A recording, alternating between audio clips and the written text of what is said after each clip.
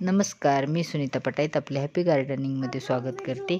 आज मी आपणास गुलाबाबद्दल सांगणार आहे. थंडीच्या दिवसात गुलाबाला जास्त फ्लावर येतात, तर थंडीचे दिवस हेच गुलाबाचे सीझन आहे. ह्या थंडीच्या दिवसात गुलाबाला भरपूर फुले येतात आणि भरपूर फुले येऊन गेल्याच्या नंतर आपण गुलाबावर कोणते काम करावे, काय काम करावे हे मी आज तुम्हाला सांगणार आहे. व्हिडिओ पूर्ण पहा, कुठेही स्किप करू नका. आणि तुम्ही माझ्या चॅनलवर नवीन असाल तर सबस्क्राईब करा. गुलाब हा फुलांचा राजा आहे आणि गुलाब हा फुलांचा राजा असल्यामुळे त्याला जास्तीत जास्त खाऊ लागतो. तो हेवी फीडर आहे आणि त्यामुळे त्याला 15 दिवसातून किंवा 3 आठवड्यातून एक वेळेस तरी कोणतेही कंपोस्ट दिले तरी चालते. आणि गुलाबाला प्रत्येक वेळेस वेगवेगळे कंपोस्ट दिले तर त्याची चांगली वाढ होते आणि त्याला चांगली भरपूर फुले येतात. त्यासाठी आपण आपल्या गुलाबाला 15 दिवसातून 3 आठवड्यातून एक वेळेस वेगवेगळ्या प्रकारचे कंपोस्ट देणे फार गरजेचे असते. हे पहा, ह्या गुलाबाला थंडीच्या दिवसात भरपूर असे फुले येऊन गेलेले आहेत, पण आत्ता तो जरा खराब झालेला आहे. आणि असा खराब झालेला गुलाब याच्यावर काय केअर केल्याच्या नंतर आपला गुलाब चांगला होईल, त्याची वाढ सुरू होईल आणि त्याला फुले येण्यास सुरुवात होईल. यासाठी आपण पुढे काही गोष्टी करणार आहोत, ते पूर्ण पहा.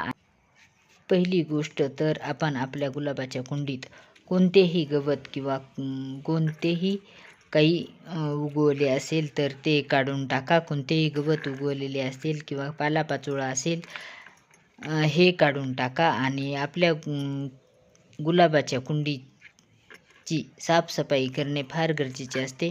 15 दिवसातून 3 आठवड्यातून एक वेळेस त्याला खुरपणी करणे किंवा त्याच्या गुलाबाच्या कुंडीत काही उगवले असेल तर ते काढून टाकणे, गवत उगवले असेल तर गवत काढून टाकणे फार गरजेचे असते. आणि आपण आपल्या गुलाबाची 15 दिवसातून 3 आठवड्यातून एक वेळेस खुरपणी करणे फार गरजेचे असते.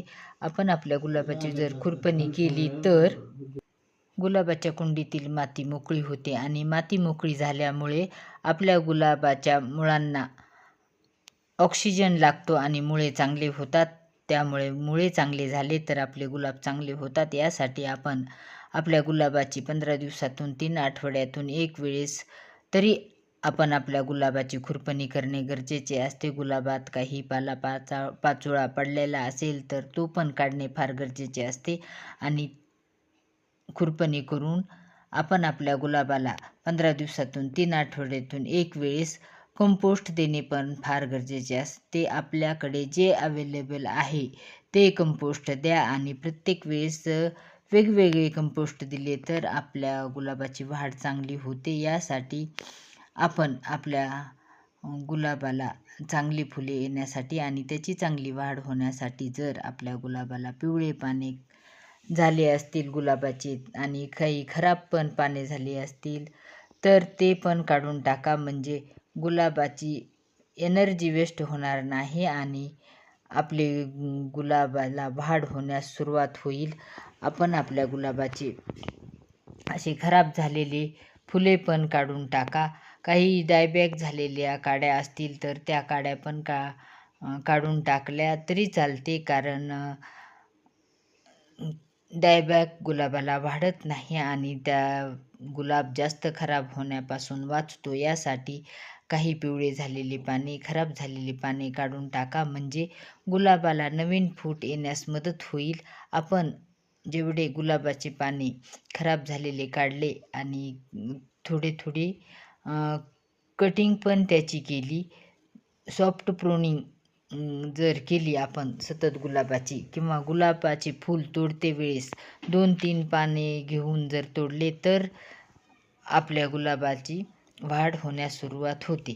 आणि आपण आपल्या गुलाबाची नवीन फूट येण्यास सुरुवात करायची असेल तर अशी सॉफ्ट प्रूनिंग करणे फार गरजेचे असते. गुलाबाला एक वेळेस फुले येऊन गेल्याच्या नंतर आपण आपल्या गुलाबाचे सॉफ्ट प्रूनिंग करणे पण फार गरजेचे असते, कारण महिन्यातून 2 महिन्यातून एक वेळेस सॉफ्ट प्रूनिंग, फुलाचा बहार येऊन गेल्याच्या नंतर ही सॉफ्ट प्रूनिंग केलेली फार गरजेची असते. कारण सॉफ्ट प्रूनिंग जर आपण गुलाबाची केली तर गुलाबाला नवीन फुटवे येण्यास सुरुवात होतात आणि नवीन फुटवे येण्यास सुरुवात जर झाली तर आपले गुलाब चांगले येतात आणि गुलाबाला फुले पण भरपूर येतात.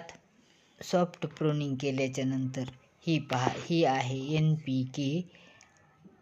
हे NPK मी यावेळेस टाकणार आहे, कारण प्रत्येक वेळेस आपण वेगवेगळे खत जर दिले गुलाबाला तर गुलाबाची वाढ चांगली होते आणि गुलाबाला प्रत्येक वेळेस नवीन खत आवडते. म्हणून आपण प्रत्येक वेळेस वेगवेगळे खत देणे फार गरजेचे असते. यावेळेस मी NPK आणि हे आहे एप्सम सॉल्ट आणि हे पण आपण आपल्या झाडाला टाकले तर फार गरजेचे असते. हे टाकले तर त्याचा खूप असा फायदा होतो. त्यामुळे 15 दिवसातून 3 आठवड्यातून एक वेळेस आपण आपल्या गुलाबाला कंपोस्ट देणे फार गरजेचे असते. आपण हे एप्सम सॉल्ट आणि DAP 2 प्रकारे देऊ शकतो. एक तर आपण असे सुट्टे दिले तरी चालते, किंवा दुसऱ्या प्रकारे आपण त्याला पाण्यामध्ये विरघळवून पण कसे द्यायचे ते मी पुढे सांगणार आहे. व्हिडिओ पूर्ण पहा, कुठेही स्किप करू नका. आणि आपण जर हे असे खत दिले तर आपल्या गुलाबाची चांगली वाढ होते आणि आपले गुलाब चांगले येतात. हे पहा, हे NPK आणि हे एप्सम सॉल्ट हे आपण आता या बकेटमध्ये घेणार आहोत आणि असं पाण्याद्वारे पण दिले तरी चालते, कारण त्याचे पाणी करून जरी दिले तरी खूप असा फायदा होतो. आपण कोणत्याही प्रकारे देऊ शकतो. एक तर पाणी करून द्या किंवा तसेच द्या. हे पहा, हे आहे एप्सम सॉल्ट आणि हे आपण पाण्यात विरघळवून देणार आहोत.